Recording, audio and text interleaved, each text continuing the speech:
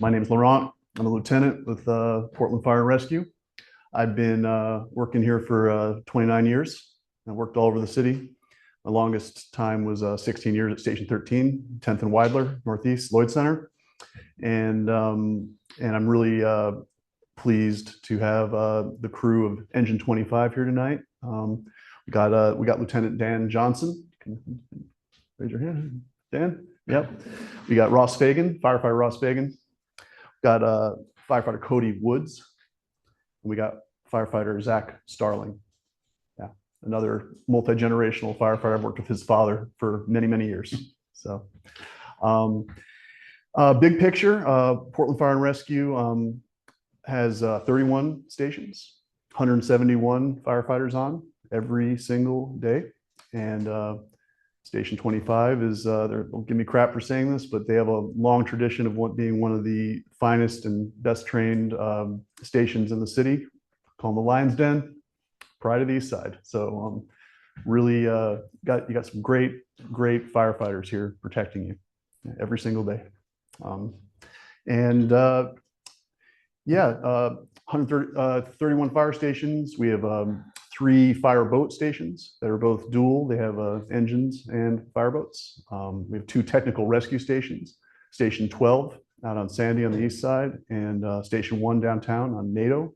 And they're the ones who do the technical rescue stuff, rope, trench, urban search and rescue for building collapses. They're specially trained to do all that stuff. And yeah, so I'm going to talk a little bit tonight about holiday fire safety, but I want to leave plenty of time for questions because I find that's often the most rich part of an evening like this is to have good dialogue. And so just a few, this is all on our website, by the way. And so if you go to our website, it's under general fire safety information. And so this is specifically for winter and holidays. So when we're talking about Christmas trees with tree safety, you never want to use candles. A lot of this is obvious, but you never want to use candles as decorations. You want to keep your tree away from any heat sources, space heaters, fireplaces, things like that. It's obvious stuff, but we see what happens when people don't do that. You want to keep your tree well watered, water it daily, and using a non-tip tree stand and only fire retardant decorations. And you don't want to use actual lights in a metallic tree. That's a small point there. And never leave a lit tree unattended. Turn it off when you leave. Artificial trees should have a fire retardant label on them. And when we're talking about lighting, you want to unplug all your lighting before going to bed or leaving the house. Of course, blow out all candles. Candles are one of the primary causes of fires that we see. People think that just because they're in glass that they come in, that they're safe, but the candle will burn down and the glass will explode and send burning wax and flame everywhere. So you would definitely want to keep it on a non-combustible surface. And make sure your lights are all UL listed, there's a little tag on it. Let's see, and always use appropriate weatherproof lights outdoors. Yeah. And as far as the kitchen, if you have a fire on your stovetop, especially with grease involved, the best thing is you want to put a lid over it. Okay, so that can be just having a lid ready. So if that starts, you can just put it over. The best thing is a cookie sheet because then you don't have to get too close to it. You can just slide it right over. Wait for it to cool down. Don't carry a burning grease outside. And if there's an oven fire, that's super simple. If you can, we'll turn off the power to the oven. If you can turn it off or unplug it, and just leave the oven closed. And if the fire doesn't go out, call us, and we'll take care of it. But if it's contained in the oven, that's not a problem. You just leave it closed. It'll go out eventually. And make sure you're consistent in cleaning grease and food off the stove. I've been on so many calls where people just have mail and stuff piled up in paper bags all around their stove. And so just keep that area as clean as you can. Where just be careful with if you're cooking with like flowy kind of robes or clothes or blouses or anything like that. Tighter fitting sleeves are best. Something people don't think about sometimes is like if you use hairspray, it can get in your robe and that can ignite. So be mindful of that. And you really want to establish kind of a safety area when there's all that chaos and the cooking at the holidays, for kids to be out and just almost have a demarcation where kids are not allowed. Of course, the old adage of turning the handles of your pots and pans in so they can't get knocked off by a child. And don't leave cooking food unattended. I mean, just the other day in my condo, I was taking the water out of a cast iron pan, and I went to read something and I forgot, and all of a sudden there's smoke. So tell people just if you're going to another room when something's cooking, bring a pot holder with you to remind you, something like that. And I'm going to talk a little bit about smoke alarms. If I could say the number one thing to save lives, people talk about fire escape ladders from windows and all sorts of different things, fire blankets, extinguishers. The number one thing is to have working smoke alarms in your house. And it's recommended to have them in every bedroom or sleeping area on every floor, and also outside of every bedroom or sleeping area on every floor, okay, including the basement. And if you can get in the attic space, put one up there. By state law, all smoke alarms are 10-year lithium-ion batteries. So they last, usually 7 to 10 years. And if you know anybody who is low income or elderly who shouldn't be climbing ladders, we have a smoke alarm program at Portland Fire Rescue. The number is 503-823-3752. And if you call that number, you can leave a message, and it's our smoke alarm hotline. And so we will come out and install smoke alarms in your home for free. So that's a really great resource. Even if you think you're competent, but you just shouldn't be climbing ladders, we want you to be safe. The other important thing is if you have gas appliances in your home or a fireplace, or wood stove, you want to make sure you have carbon monoxide alarms in your house. Carbon monoxide is an odorless, colorless gas that displaces the oxygen in your blood, and it's kind of, they call it the silent killer, because you go to sleep and there's carbon monoxide and you won't wake up and you won't know. And so they're not too expensive at Home Depot. You can just get the ones that plug into your wall, and carbon monoxide has about the same molecular weight of normal air. And so it's within like 1 point of each other. So it kind of mixes really well with air. So having one on every floor is a good idea. And I've personally several times seen carbon monoxide alarms literally save lives. I had a case that's just coming to mind where people pulled into a garage and they forgot to turn their car off. And we got there and it was like our gas alarms were screaming, and it was like unsurvivable conditions in the garage area and up the stairs. And these folks, they just smelled something weird. And if they had gone to bed that night, it was 10 p.m., it would have been over. So carbon monoxide alarms are great. And I want to say another thing about smoke alarms. Fires today are different than they were in our grandparents' time. It's the products of combustion that are the problem. Okay, so back in the day, everything was natural fiber, wool, cotton, wood, hardwoods, and now everything is plastic. For lack of a better way to put it, it's IKEA.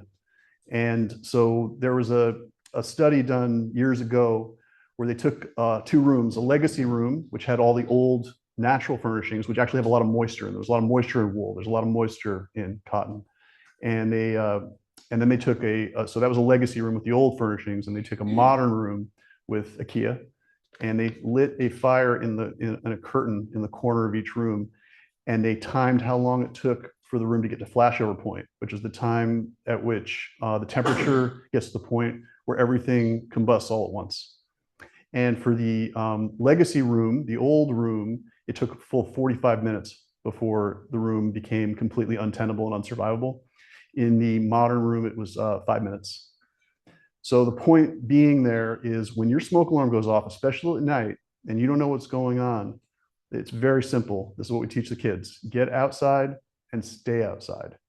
Because you may think you can go maybe back in to get something if there's a fire in your, because you know your floor plan. Well, guess what? Three or 4 minutes goes by, it'll be completely blacked out, unsurvivable. One breath could make you unconscious. And I've seen several tragic cases in my career where people went back in for a pet or for an item, and we found the dead dog and the dead person. So once you're outside, stay outside, call 911, and we have all the equipment and breathing apparatus so we can go in and rescue people and pets, put the fire out. So just really want to emphasize, just stay outside. And let's see. I think I'll leave it at that as far as the safety tips.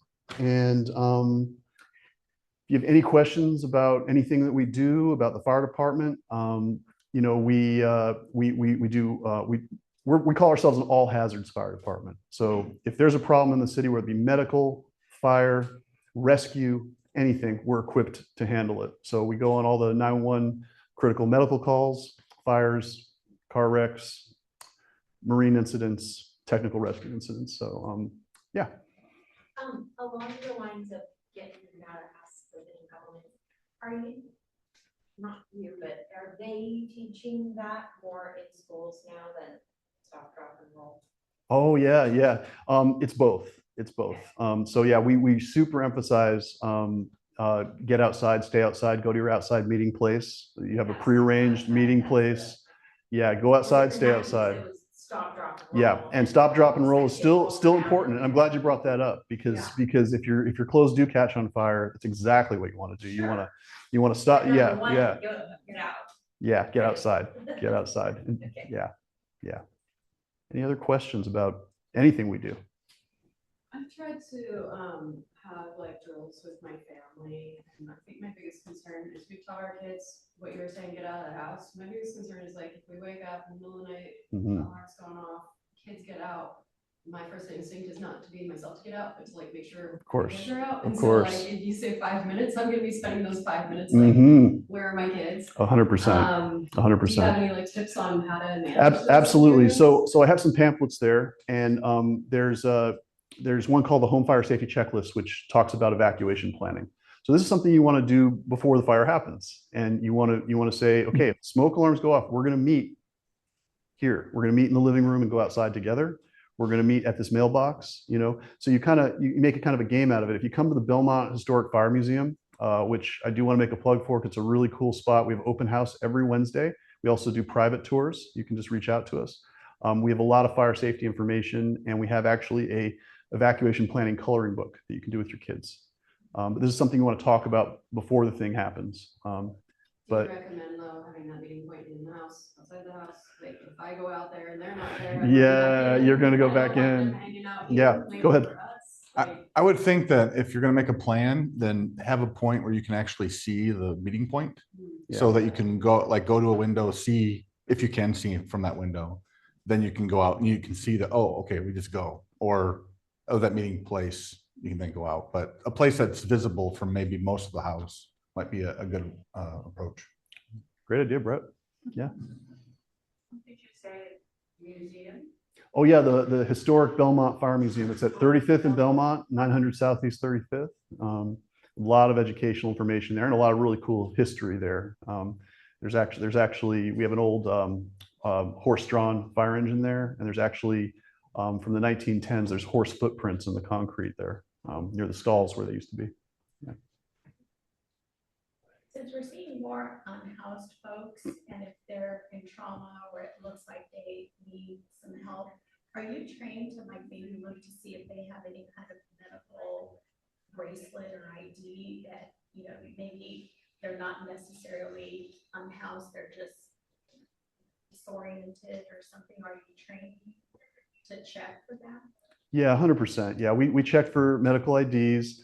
You know, altered mental status, when somebody's altered, there's so many different things that can be. And so we're pretty highly trained and attuned to kind of sussing out what's going on with them, because altered mental status can be, like an acute mental health crisis with schizophrenia, but it can also be stroke. It can also be head injury. It can be so many different things. And so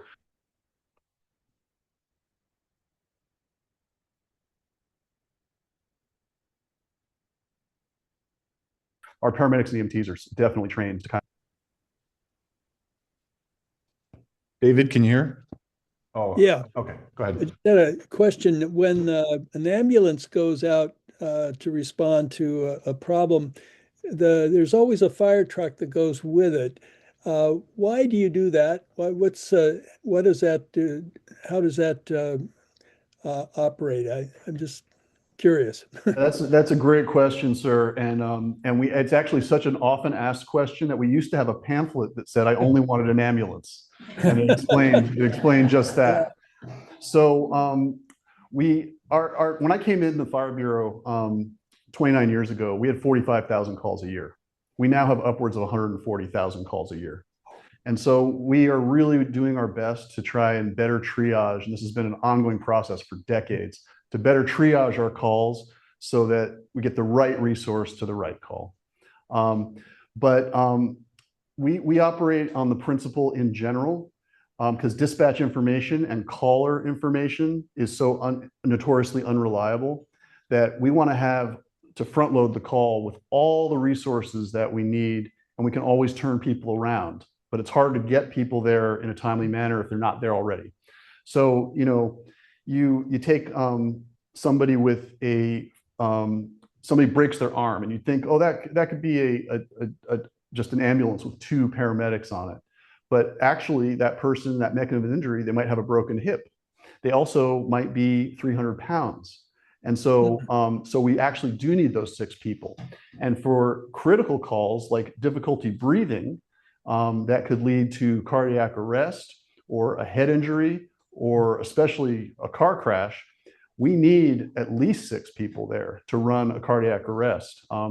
And if the cardiac arrest happens on a 4th floor of a building without an elevator, we have to do CPR and do the full advanced life support treatments while carrying them down the stairs. And that person might be 300, 350 pounds. So we try to get the right resource to the right call. We try not to, over dispatch, but oftentimes it's just in the interest of having the right resources there. And there's so many different scenarios where you need more than 2 people. Thank you. Is Station 25 the one on 52nd? 52nd and Mall. Yep. Yeah. You guys are the ones that come and do our tree lights. Oh yeah. Oh yeah. That's around the corner. Any other questions? Hey, Laurent, can I plug a little? Yeah, please. Doors closed. Thank you. We didn't hit that one, but Thank that's you. a huge one. Sticking with your doors closed, the amount of fire that can get through, when your doors are open. I mean, we've seen kitchens just completely blacked out, family rooms completely blacked out, but the bedrooms, if they've had their door closed, there's just a little bit of soot in there. And that's a big lifesaver. So I always tell kids, start them early to have their door closed when they go to bed, because that's a big time. Because if you have to make that judgment call, can I get out? You'll know. But if you can't get out, you stay there and you get to the window, and that's where we come. We have ladders. That's our primary goal when we show up, is we have crews that go to the back side of where we think bedrooms are, and we're going through those windows to search. And if a bedroom door is closed, they're going to be right there. And, they haven't tried to walk down the hallway to get outside. So have that conversation with your kids too. If it's obviously, if you get up and you can get them and get out, that's the best case scenario. But if it's really bad, that door closed and close underneath the doors that's a big saver. And you see that after the fire's all done, you go and you kind of walking through, figuring out where hot spots are. You open up a bedroom door and the rest of the house is completely charred, but that bedroom is perfectly intact. Yeah. So those are big. And then when you run out of the house, close your door. Yeah. Don't leave it open, because that just brings in all that oxygen, and that just creates a a bigger fire. Yeah, even a thank you, Ross. Appreciate that. Even a very simple, flimsy, hollow core door can hold back a lot of fire. And in fact, in that scenario where we're doing rescues through windows, where the first floor might be untenable, the first thing we do when we dive through that window to do the search is called door control. We close that door immediately to make conditions better in that room. Yeah. I guess I have a question about that. So like spare bedrooms, guest bedrooms, is it better to just generally keep those doors shut throughout the day? So let's say you're gone, door shut, fire happens in guest bedroom. Is that? Yeah, I would say yes. I would say yes, because that if there is a fire, that will compartmentalize it and keep it in the space where it's at. And hopefully we'll get there in time to keep it in that compartmentalized space. Yeah.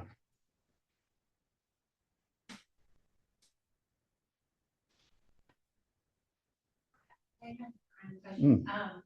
had a house fire as a kid that was in the walls. And I just have a fear of that now, but with the smoke detectors to detect it. How do I detect it? That's what I'm afraid of.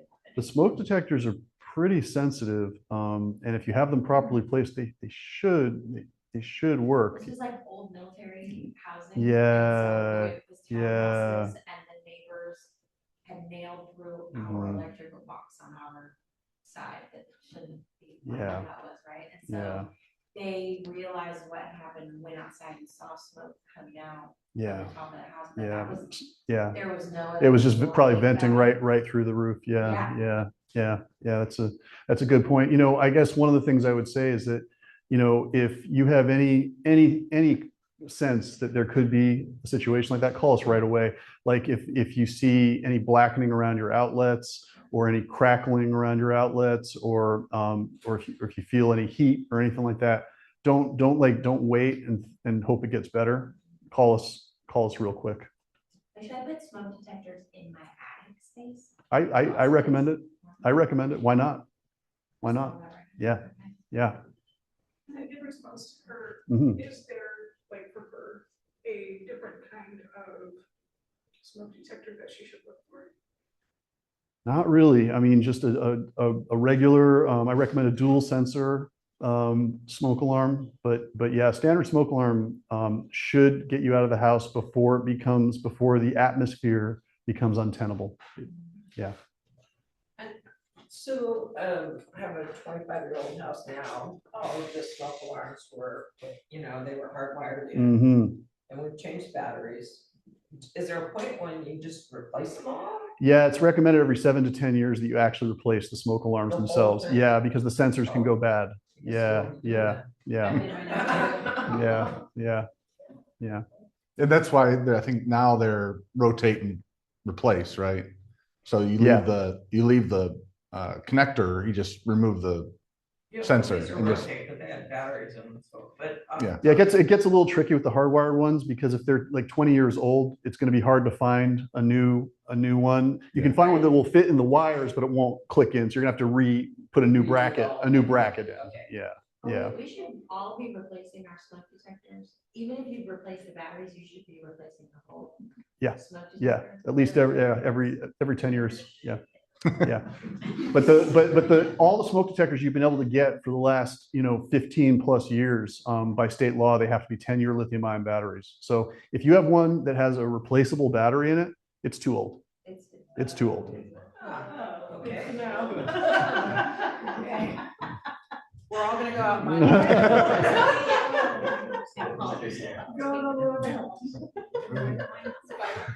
all right. You ruined my day. I know, sorry. All right. Well, thank you, Did you Laurent. have stock?